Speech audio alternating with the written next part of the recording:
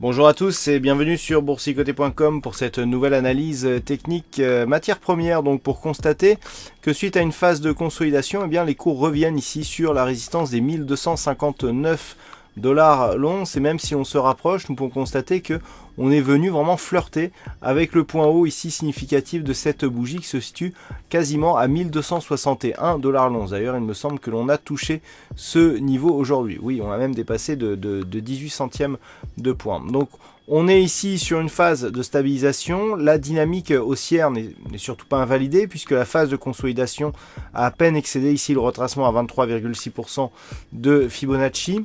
Le fait que l'on revienne assez rapidement va plutôt dans le sens d'une poursuite du mouvement haussier. Mais pour valider cette poursuite, eh bien, il faudra casser eh bien, tout simplement cette zone de résistance, donc entre 1259 et 1261 $ l'once. Du point de vue des indicateurs, on est plutôt par contre sur une phase de retournement avec ici stochastique qui sort de sa zone de surachat, c'est assez mauvais signe, accompagné du MACD. Le RSI lui reste en zone relativement neutre. Alors tant que l'on reste ici sur ce niveau intermédiaire, on le voit bien, alors on a un niveau voilà qui se situe à peu près là sur les 1250 $ l'once. Moyenne mobile, on a ici cette ancienne zone de résistance qui était déjà significative avant. Il n'y a pas de remise en cause totale. Par contre, si on commence à venir casser ici cette zone, on sera au mieux sur une phase de neutralisation. Et par contre, si on casse ici ce point bas intermédiaire des 1239,50 $ le baril, eh bien on est l'once, pardon, on est sur le gold, eh bien on est ici sur une succession de tops avec rupture du point bas intermédiaire, ce qui nous donnera un signal de double top. Donc attention ici à ces niveaux, tant que l'on reste ici au-dessus des 1250 $ l'once, on reste dans une dynamique plutôt haussière.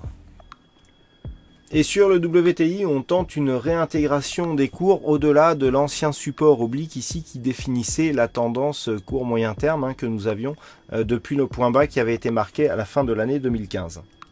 Sur ce graphe un petit peu éloigné, on peut bien constater ici donc le test et la cassure de cette zone de support qui agissait désormais comme une zone de résistance. Sauf que on est en train de tenter ici une réintégration. On voit bien qu'on était parti ici d'une dynamique court terme assez forte. On est venu ici chercher la moyenne mobile qui a vraiment joué le rôle de catapulteur de la dynamique très court terme.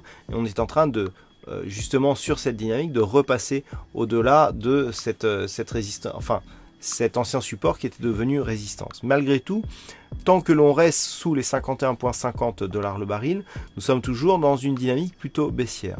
Si les cours venaient à casser ici à la hausse ce niveau, on aurait un début d'invalidation du mouvement baissier donc qui avait démarré suite à la rupture donc de cette zone, puisque tant que l'on est en dessous, eh bien on transforme potentiellement un support ici en zone de résistance, et donc une réintégration eh bien invaliderait la dynamique baissière qui avait été impulsée par ce mouvement. Malgré tout, la dynamique ici est surachetée, on le voit ici sur le stochastique et sur le RSI. Le MACD est toujours en dynamique haussière, donc il est tout à fait possible que l'on rallie ici ce niveau d'une manière assez rapide. Donc à surveiller ici ce niveau.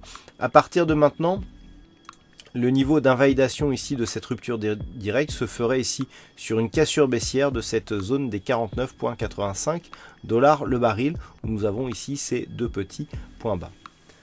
Voilà donc ce que nous pouvons dire sur cette analyse technique des principales matières premières. Passez une bonne soirée, bonne chance dans le prochain trade, et on se retrouve dès demain pour d'autres analyses techniques, toujours sur le site boursicoté.com.